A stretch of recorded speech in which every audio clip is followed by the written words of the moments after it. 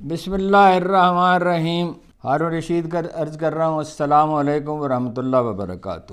بھارتی وزیر خارجہ جے شنکر اور ہمارے وزیر خارجہ، جن کا خارجہ امور کا کوئی تجربہ ہی نہیں ہے، جن کی واحد خصوصیت یہ ہے کہ وہ رشتہ دار ہیں ان کے اسحاق ڈار صاحب، ان کو ایک ساتھ بٹھایا گیا کانفرنس میں۔ ظاہر ہے اس کی فرمائش یا پاکستان نے کی یا بھارت نے کی یا کسی نے اشارہ کیا باہر سے، اور سب جانتے ہیں کہ اشارہ کون کرتا ہے۔ زورانے پر بھی ان میں گفتگو ہوتی رہی لیکن افشا نہیں ہوئی۔ ایک بھارتی اخبار نویس نے کہا کہ ملاقات ہو سکتی ہے لیکن بتایا نہیں جائے گا، یعنی خفیہ۔ اب اس میں سیکرٹ کیا ہے؟ نواز شریف صاحب نے بھی کہا تجارت ہونی چاہیے، کشمیر کا مسئلہ الگ ہے۔ بات بالکل واضح ہے، کشمیر کو بھول جاؤ، خطے میں بھارت کی بالادستی قبول کرو، اس لیے کہ امریکہ کو چین سے مقابلہ درپیش ہے، آپ کو پیسوں کی ضرورت ہے، آپ کو آئی ایم ایف سے پیسے لینے ہیں، آئی ایم ایف امریکی اجازت کے بغیر پیسے نہیں دے سکتا، اور آئی ایم ایف پیسے نہیں دے گا تو باقی ممالک بھی نہیں دیں گے۔ آئی ایم ایف ایک طرح کی گارنٹی دیتا ہے، دروازہ کھول دیتا ہے مالی معاملات کا۔ جو قوم معاشی طور پر اپنے پاؤں پہ کھڑی نہ ہو، جس قوم کے پاس اپنے کھانے کا بندوبست نہیں ہوتا، اپنے ڈیفنس کا بندوبست نہیں ہوتا، جس کی ٹیکس کلیکشن نہیں ہوتی، وہ اس کے ہاتھ میں ہمیشہ کشکول رہتا ہے، اس کا بارود بھی اپنا نہیں ہوتا، اس کا بارود جو ہے وہ بھی کسی مصرف میں نہیں آ سکتا۔ 62 میں جب چین کے ساتھ جنگ ہو رہی تھی تو ہم کشمیر، ہمارے پاس ایک اپرچونٹی، پاسبلٹی تھی کہ ہم کشمیر کو واپس لے لیتے، اور کشمیری عوام ہمارا ساتھ دیتے اس صورتحال میں اگر بھرپور حملہ کیا جاتا۔ لیکن کشمیر کو بھول جائیں۔ یاد رکھیں کہ نواز شریف صاحب نے اپنی سٹیل مل میں جدہ میں تھی یا مکہ میں، معافی چاہتا ہوں، وہ اپنا بھارتی شہریوں کو ملازمتیں دی تھی۔ پاکستانیوں پر اعتماد نہیں کرتے، پاکستانیوں کو ناپسند کرتے ہیں، اس کا اعلانیہ وہ اظہار بھی کر چکے ہیں کہ مجھ سے کہا قدم بڑھاؤ نواز شریف، ہم تمہارے ساتھ ہیں، اور جب میں نے قدم بڑھایا تو کوئی میرے ساتھ نہیں تھا۔ اپنی قوم سے وہ شاکی ہیں کہ میرا اقتدار کیوں تسلیم نہیں کرتے۔ اب تو وہ فوج سے بھی شاکی ہیں مگر مجبور ہیں، اس کا اظہار نہیں کر سکتے۔ انہوں نے جے شنکر صاحب نے بھی یہ کہا، اشارتاً کہا، بلکہ کچھ واضح کہا کہ یہ ٹیررزم نہیں ہونی چاہیے، یعنی بھارت کو اجازت ہونی چاہیے وہ بلوچستان میں اور قبائلی پٹی میں ٹیررزم کرتا رہے، پاکستان جو ہے وہ اس کو برداشت کرے۔ یہ ہے اس کا خلاصہ۔ چین سے تعلقات جو ہیں وہ محدود کرنے ہیں، یعنی اس کو ترک تو آپ کر سکتے ہی نہیں ہیں۔ $30 بلین کی وہ انویسٹمنٹ کر چکے ہیں، مگر کہہ رہے ہیں انڈسٹریل زون نہ بنائیں۔ انڈسٹریل زون تو بنانا تو ایسے ہی ہے کہ جیسے میں نے کل کہا تھا کہ کھانے کی میز پہ کھانا رکھ دیا جائے اور پانی رکھ دیا جائے اور سلاد رکھ دیا جائے، کہا جائے آپ زیادہ سے زیادہ سلاد کھا سکتے ہیں، کھانا نہیں کھا سکتے، یہ آپ کے سامنے پڑا رہے گا۔ انڈسٹریل زون نہیں بننے تو اس کا مقصد کیا ہے؟ پاکستان کے دفاع کا تو انحصار ہے ہی چین پہ، دفاعی تعاون ہے، طیارے ان کی مدد سے بنائے، ٹینک ان کی مدد سے بنایا، فوج انہوں نے ڈال رکھی ہے انڈین سرحد پہ، اور گوادر جو ہے اس میں چینی تعاون ہے۔ اور گوادر کا مطلب یہ ہے کہ اگر وہ اپنی ایکسیس ہو جائے سنٹرل ایشیا تک تو 16 گھنٹے ٹائم بچتا ہے، 16 گھنٹے۔ ازبکستان، تاجکستان، ترکمانستان، کرغیزستان، یہ جتنی ریاستیں ہیں، 16 گھنٹے کا مطلب کیا ہے کہ اس پہ اٹھنے والے اخراجات جو ہیں وہ 1/3 کم ہو جائیں گے، چیزیں سستی ہو جائیں گی۔ جی، ڈرائیور جو ہے وہ 2 3 4 نہیں رکھنے پڑیں گے، اس لیے کہ کوئی ڈرائیور مسلسل 72 گھنٹے 80 گھنٹے ٹرک تو نہیں چلا سکتا، معلوم نہیں کتنا وقت لگتا ہے، وہ چاہ بہار کے مقابلے میں 16 گھنٹے کم لگتے ہیں۔ اور جے شنکر صاحب کا کہنا ہے کہ اگر ٹیررزم نہ ہو تو ٹیررزم تو آپ کر رہے ہیں۔ وہ یوسف زرا گیلانی اور کے ساتھ وہ مصر میں جو ملاقات ہوئی تھی بھارتی وزیر اعظم کی، کیا نام تھا ان کا جو سکھ تھے، اس میں انہوں نے اعتراف کیا تھا اور یہ وعدہ کیا تھا کہ بلوچستان میں، مطلب اعتراف بالواسطہ تھا کہ بلوچستان میں جو ہے وہ مداخلت نہیں کریں گے۔ بلوچستان سے لوگ ان کے پکڑے گئے ہیں، ایران سے داخل ہوئے، ہر شخص کو معلوم ہے، نواز شریف صاحب اس کا نام نہیں لیتے۔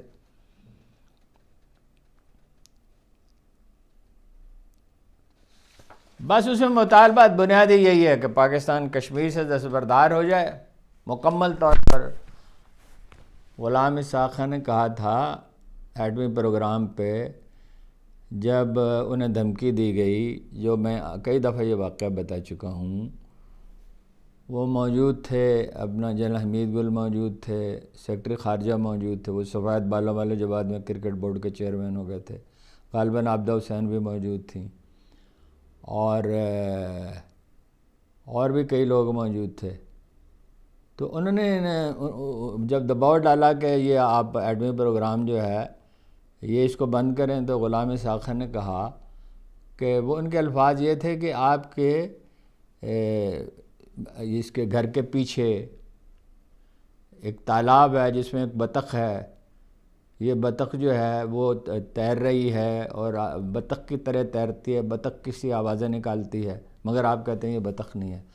تو غلام اسحاق خان، عام طور پہ ان کا یہ لہجہ نہیں ہوتا، انہوں نے کہا ہاں یہ بطخ ہے، بطخ کی طرح تیرتی ہے، بطخ کسی آوازیں نکالتی ہے، مگر جب میں کہتا ہوں کہ یہ بطخ نہیں ہے تو یہ بطخ نہیں ہے۔ بعد میں انہوں نے ایک نوجوان سینیٹر سے کہا کہ ایٹمی پروگرام اگر بچ گیا تو پاکستان رہے گا، اور اگر نہ بچا تو یہ سکم اور بھوٹان بن جائے گا۔ دیکھیں نا بنگلہ دیش کی مجبوریاں، وہ بنگلہ دیش پہ الگ سے مجھے بات کرنی ہے، مگر صرف اتنا کہتا ہوں، اور سکم بھوٹان کی مجبوریاں دیکھیے، 7 کے 7 ممالک جو بھارت کے ارد گرد ہیں اس سے نالاں ہیں تعلقات کے، پاکستان، چین، سکم، بھوٹان، بنگلہ دیش، سری لنکا، سب کے سب ممالک اس سے نالاں ہیں۔ یہ منصوبہ پروان نہیں چڑھ سکتا امریکی۔ اور ابھی میں نے پوری خبر سٹوری وہ پڑھی نہیں ہے، ایک تجزیہ نیو یارک ٹائمز میں چھپا ہے کہ امریکی انٹیلیجنس ایجنسیاں یہ کہہ رہی ہیں کہ چین جو ہے وہ بہت بڑا تھریٹ ہے اور وہ امریکی غلبے کو چیلنج کر رہا ہے، اس سے نمٹنا ہوگا۔ اور یہ بھی اس میں کہا گیا ہے کہ وہ ڈونلڈ ٹرمپ کی کامیابی چاہتے ہیں۔ ڈونلڈ ٹرمپ کی کامیابی کیوں چاہتے ہیں؟ اس لیے کہ ڈونلڈ ٹرمپ اس طرح کے تصادم کے حق میں نہیں ہے۔ وہ ان کا ایجنڈا یہ ہے کہ امریکی پیسہ بچایا جائے، جنگیں بند کی جائیں، غیر ضروری اخراجات بند کیے جائیں اور امریکی شہریوں کی زندگی آسان بنائی جائے۔ اس لیے یہ تو بالکل واضح ہے کہ نواز شریف صاحب اور زرداری صاحب اور ان کے سرپرست جو ہیں وہ انٹرنیشنل ایجنڈے کی طرف مائل ہیں، اور اس کی وجہ بھوک ہے، اور بھوک کی وجہ اشرافیہ کا خون ریز اشرافیہ ہے جو ٹیکس نہیں دیتی ہے، اور اس کی وجہ سیاسی بے یقینی ہے اور بدامنی ہے۔ سرمایہ دارانہ نظام کی خصوصیت یہ ہے کہ وہ 2 چیزوں پہ قائم ہوتا ہے، جبر پہ اور چالاکی پہ، عیاری پہ۔ اور عیاری اور چالاکی میں غلط بیانی شامل ہے۔ جو کچھ بھی ہم دیکھتے ہیں اس ملک میں رونما ہو رہا ہے، ایک اشرافیہ ہوتی ہے، سو کالڈ اشرافیہ، جسے عبدالقادر حسن جو ہے بدماشیہ کہا کرتے تھے۔ تو اس لیے اس میں سب لوگ جو ہیں ایک دوسرے سے متصادم بھی ہوتے ہیں بظاہر، مقتدر طبقات، لیکن ایک دوسرے کی مدد بھی کرتے ہیں۔ جیسے نواز شریف اور شہباز شریف اور آصف علی زرداری اور بہت سے دوسرے لوگوں کے معاملے میں کرپشن میں نیب نے بھی ان کی مدد کی، پہلے انہیں دبایا پھر ان کے ساتھ سمجھوتا کر لیا، عدالتوں نے بھی ان کی مدد کی اور دوسرے اداروں نے بھی ان کی مدد کی، ایف آئی اے نے بھی ان کی مدد کی۔ ٹھیک اس دن جب چالان پیش ہونا تھا شہباز شریف کا وہ وزیر اعظم بنا دیا گیا، صاحبزادے ان کے وزیر اعلیٰ بنا دیے گئے۔ یہی پنجاب گروپ آف کالجز کے معاملے میں ہو رہا ہے۔ اس سے قطع نظر کہ حقیقت واقعہ کیا ہے جو صرف عدالتی تحقیقات سے متعین ہو سکتا ہے، اور ایسی عدالتی تحقیقات سے جس پہ کوئی حرف نہ آ سکے، لیکن وہ طاقت کے استعمال کی دھمکی بھی دی جا رہی ہے، غلط بیانی بھی کی جا رہی ہے، اور یہاں تک کہا گیا اس کی پریس کانفرنس سے پہلے محترمہ مریم نواز کی کہ کوئی اخبار نویس جو ہے وہ ایسا سوال نہ کرے جس پہ اعتراض ہو۔ وہ کلپ بھی کوشش کریں گے آپ کو سنوا دیں۔ وہ محترمہ مریم نواز کی کیا ساکھ ہے جی، اور وزیر اطلاعات کی کیا ساکھ ہے؟ اب اگر جسٹس فائز عیسیٰ کی جگہ جسٹس کھوسا ہوتے تو ہم ان سے کہتے، درخواست کرتے یعنی کہ 184(3) کے تحت تحقیقات کرے سپریم کورٹ۔ کلکتہ میں جو واقعہ ہوا تھا ایک خاتون ڈاکٹر کے ساتھ، تو اس پہ یہی ہوا تھا، پورے ملک میں ہنگامے ہوئے اور سپریم کورٹ نے اس کا نوٹس لیا اور فیصلہ کر دیا۔ یہاں بھی کسی ایسے فورم کو فیصلہ کرنا چاہیے۔ مان لیتے ہیں کہ پنجاب گروپ آف کالجز کا موقف ٹھیک ہے، ویسے جو کرائن تو یہ نہیں ہے کہ ان کا موقف درست ہے، اس میں کہیں نہ کہیں کچھ نہ کچھ غلط بیانی ضرور ہے۔ مثلا یہ کیسی عجیب بات ہے کہ جی وہ چوٹ لگ گئی تھی اور جناب وہ سانس کی تکلیف تھی، اور اب وہ ضروری ہے وہی خاتون ہو؟ وہ وزیر اطلاعات کہہ چکے ہیں 3 خواتین ہیں۔ 3 کیسے ہو سکتی ہیں؟ ایک خاتون کا تعین کرنا کوئی مشکل ہے؟ یہ کام تو ایک ایس ایچ او کر سکتا ہے۔ اگر ان کا موقف درست ہے تو عدالتی تحقیقات کا مطالبہ کیوں نہیں کرتے؟ اور یہ دھمکی کیوں دے رہے ہیں کہ سوشل میڈیا کے لوگوں کے خلاف کارروائی کی جائے گی؟ سوشل میڈیا نے نہیں کیا ہے یہ کام کیا اسٹوڈنٹس نے، اس کیمپس کے طلباء و طالبات نے، اور اسی سے پھیلا، پھر دوسرے کیمپسز شامل ہو گئے، پھر دوسرے کالجوں کے طلباء شامل ہو گئے۔ اس کی تحقیقات ہونی چاہیے۔ اگر وہ سچے ہیں تو انہیں اندیشہ کیا ہے؟ اور وہ دھمکی کیوں دے رہے ہیں طاقت کے استعمال کی؟ سب لوگ طاقت کے استعمال سے نہیں ڈرتے۔ اگر سب لوگ طاقت کے استعمال سے ڈر جاتے تو عمران خان کا قصہ اب تک پاک ہو چکا ہوتا۔ کون سی طاقت ہے جو اس کے خلاف استعمال نہیں کی گئی؟ سندھ حکومت جو ہے، اس کے سابق مشیر اسماعیل ڈائری صاحب نے الزام لگایا ہے بے نظیر بھٹو کو قتل کرایا گیا۔ پہلے یہ کام ہمیں سونپا گیا مگر ہم نے انکار کر دیا۔ محمد خان چاچڑ بھی اس میں شامل تھے۔ ان کا کہنا یہ ہے انہیں گرفتار کیا گیا ہے، ان پہ 5 کلو افیون ڈالی گئی ہے اور بہت سے الزامات لگائے گئے۔ کل تک وہ مشیر تھے سندھ حکومت کے، تو انہوں نے کہا کہ زرداری صاحب مجھے قتل کرا دیں گے، اور 136 افراد کو وہ قتل کرا چکے ہیں۔ دیکھیے یہ الزام درست ہے یا نادرست ہے، بات وہی ہے۔ تحقیقات نہیں ہو سکتی۔ تحقیقات ہو تو بات سمجھ میں آئے۔ سوال یہ ہے کہ کراچی میں اتنا بڑا حادثہ ہوا، 150 افراد قتل ہو گئے، بے نظیر بھٹو کا جو جلوس تھا، تو اس پہ تحقیقات کیوں نہیں کی گئی؟ جب ڈاکٹر شعیب سڈل آئی جی بنائے گئے تو انہوں نے تحقیقات کے لیے کہا کہ کم از کم اس کی تحقیقات تو ہم شروع کر دیں، شاید کوئی حقائق معلوم ہو، لیکن کوئی ان کے حوصلہ افزائی نہیں کی گئی۔ اسی طرح دوسری بار صدر بنے زرداری صاحب، اور یہ کہہ چکے مجھے معلوم ہے قاتل کون ہے، مجھ سے یہ نہ پوچھو، میرے ساتھ تعاون کرو۔ بھئی تعاون کیوں کرو؟ ایک بے گناہ کو قتل کیا گیا ہے، اور بظاہر تو وہ ٹیررسٹ جو ہیں انہوں نے ہی قتل کیا ہے، لیکن ٹیررسٹ کے پیچھے بھی کوئی ہو سکتا ہے یا نہیں ہو سکتا، تو اس کی تحقیقات ہونی چاہیے۔ مگر تحقیقات کون کرے؟ اشرافیہ کے سب لوگ، سو کالڈ اشرافیہ کے سب لوگ ایک دوسرے کے مددگار ہیں، عوام کا خون چوس رہے ہیں، اور اس کی انہیں کوئی پرواہ نہیں، اور اس کا انجام اچھا نہیں ہوتا۔ اس کا انجام روس میں اچھا نہیں ہوا، چین میں اچھا نہیں ہوا، ایران میں اچھا نہیں ہوا، افغانستان میں اچھا نہیں ہوا۔ یعنی افغانستان میں یہ صورتحال تھی کہ سٹرس کے باغات صرف بادشاہ سلامت کے تھے، سڑکیں بنائی نہیں جاتی تھی برائے نام، ریلوے لائن بچھائی نہیں گئی، بجٹ جو ہے وہ شاہی یہی سعودی عرب میں ہے، بجٹ شاہی خاندان کے لیے ہے، عوام کے لیے نہیں ہے۔ دیہات میں بعض اوقات سعودی عرب میں کہیں کہیں ایسی غربت ہے کہ آدمی حیرت زدہ رہ جاتا ہے، اور کالوں کو کوئی حقوق حاصل نہیں ہے۔ جو بلوچ مائیگریٹ کر کے وہاں چلے گئے، ان کے بچے تک سکول میں داخل، تعلیم تک حاصل نہیں کر سکتے۔ تو یہ تو ایک ظالمانہ نظام ہے، اور اسے برقرار رکھنے کی آخری جدوجہد، آخری امیدیں لوگوں کے عمران خان سے وابستہ ہیں۔ سوال یہ نہیں کہ وہ کیا کر سکتے ہیں اور کیا نہیں کر سکتے، لیکن ان سے امید وابستہ کی گئی ہے، انہیں ووٹ دیے گئے ہیں، انہیں نمائندگی بخشی گئی ہے، مگر سارا معاشرہ مل جل کر، یعنی طاقتور طبقات، انہیں کچلنے پر تلے ہوئے ہیں۔ آج اس وقت عشائیہ ہو رہا ہوگا، نواز شریف صاحب نے جو دیا ہے، بلاول بھٹو، مولانا فضل الرحمان، اور بعد میں شہباز شریف بھی اس میں شامل ہو جائیں گے۔ بلاول بھٹو نے وکلاء کو دھمکی دی ہے کہ انہیں ان کی کوئی پرواہ نہیں، کسی کی بھی پرواہ نہیں ہے، طاقت آپ کے پاس ہے، آپ کو خدا کا خوف نہیں ہے تو انسانوں کی کیا پرواہ ہوگی۔ مولانا کا کہنا یہ ہے کہ ہماری تجاویز کے مطابق پیپلز پارٹی سے ہو گئی ہے انڈرسٹینڈنگ، اور آئینی عدالت نہیں بنے گی، بینچ بنے گا، اور یہ بھی کہا ہے کہ اگر ہماری تجاویز کے مطابق سمجھوتہ ہوتا ہے آج وہ نواز شریف صاحب سے بات کریں گے۔ لیکن نواز شریف صاحب کو کیسے سازگار ہے؟ وہ تو آئینی عدالت چاہیں گے، قاضی صاحب کی حکمرانی چاہیں گے عدالتی نظام پر، اور عدالتی نظام کو بے بس و لاچار کرنا چاہیں گے۔ پھر یہ خبریں بھی آ رہی ہیں کہ فوجی عدالتیں بنیں گی۔ مولانا فضل الرحمان تو فوجی عدالتوں کے حق میں نہیں ہیں۔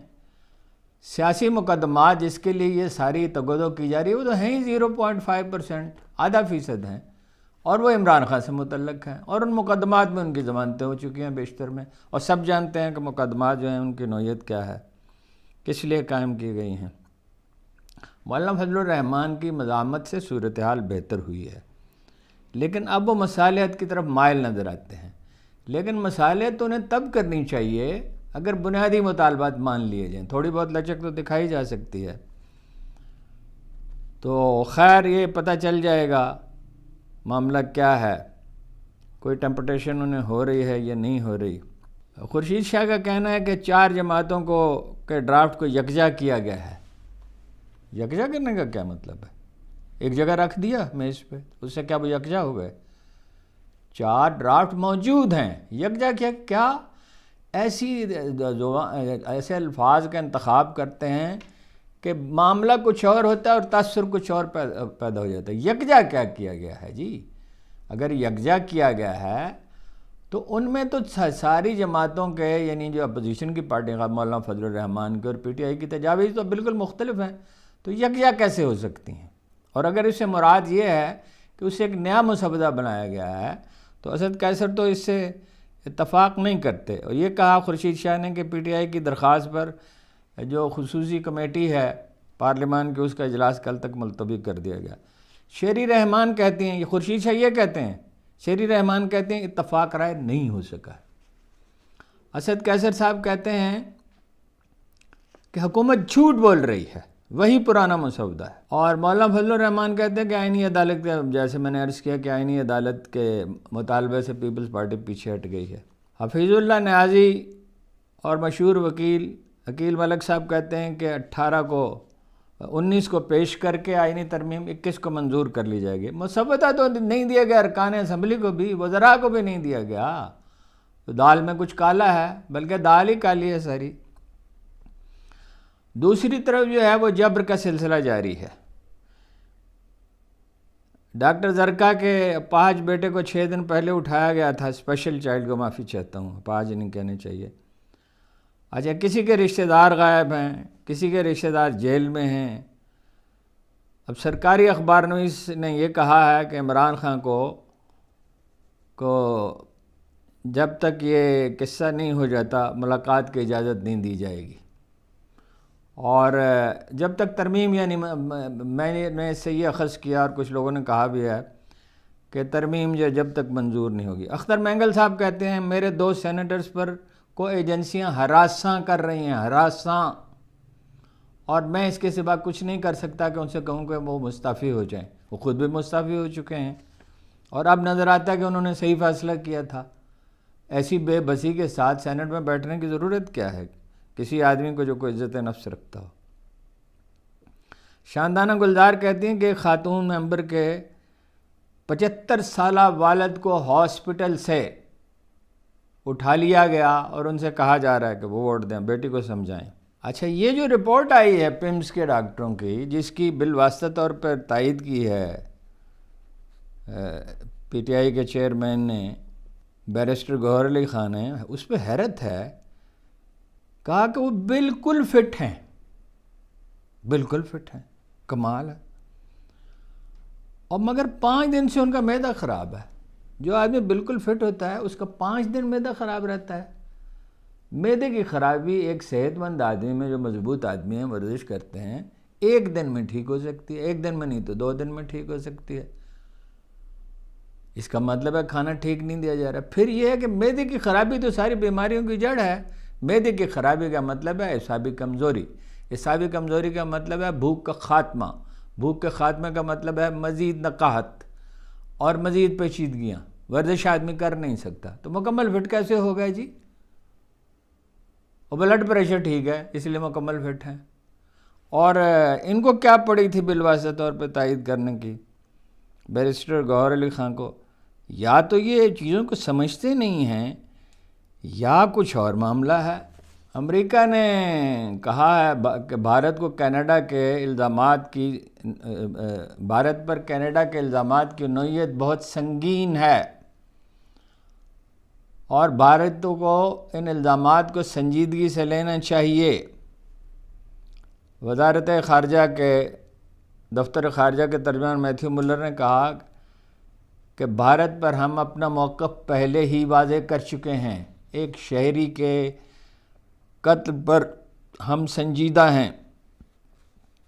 کینیڈا میں شہری کو قتل کیا گیا اور بہت سے واقعات ہوئے ہیں، وہ تو یہاں تک کہا کہ گینگسٹرز کے گروہ متحرک کر دیے گئے ہیں اور مخبر بنائے گئے ہیں خالصتان کی تحریک کو کچلنے کے لیے۔ جمائمہ خان کا ٹویٹ جو ہے وہ اب تک 8 لاکھ افراد دیکھ چکے ہیں، جس میں انہوں نے عمران خان کے بارے میں کہا کہ ان کے بیٹوں کی ہفتہ وار بات چیت جو ہے وہ 1 مہینے بھر سے نہیں کرائی جا رہی اور ان کی ملاقات پر پابندیاں ہیں۔ اور یہ بات ذہن میں رکھیں کہ جمائمہ خان کو گفتگو کو سنجیدگی سے لیا جاتا ہے مغرب میں۔ عمران خان نے ایک ذریعے کا کہنا ہے کہ عمران خان نے علی امین سے جو الفاظ کہے تھے جب وہ پروٹیسٹ کا منصوبہ بنا ڈی چوک پہنچنے کا، وہ الفاظ یہ تھے، ایک ذریعے کا دعویٰ ہے، اب میں نہیں کہہ سکتا کہ 100% درست ہیں یا نہیں، لیکن بہرحال اس مفہوم کی بات تو یقیناً انہوں نے کہی ہوگی۔ علی امین، اگر تم لا الہ الا اللہ محمد رسول اللہ پہ یقین رکھتے ہو تو احتجاج تب تک جاری رہنا چاہیے جب تک آئین میں ترمیم رک نہ جائے اور نئے چیف جسٹس کا نوٹیفیکیشن جاری نہ ہو جائے۔ اچھا، عمران خان کا جناب وہ آکسفورڈ کا تو قصہ ختم ہو گیا۔ نون لیگ چاہے تو جشن منا سکتی ہے لیکن اس سے فائدہ عمران خان کو پہنچا ہے۔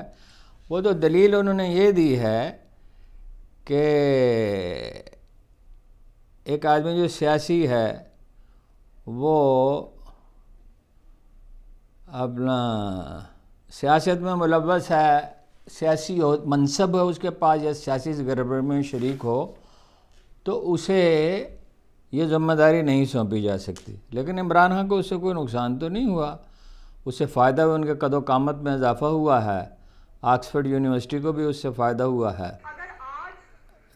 اس سے فائدہ ہوا ہے۔ اور بس یہی خبریں تھیں جناب، آپ کا بہت بہت شکریہ، بڑی نوازش ہے آپ کی۔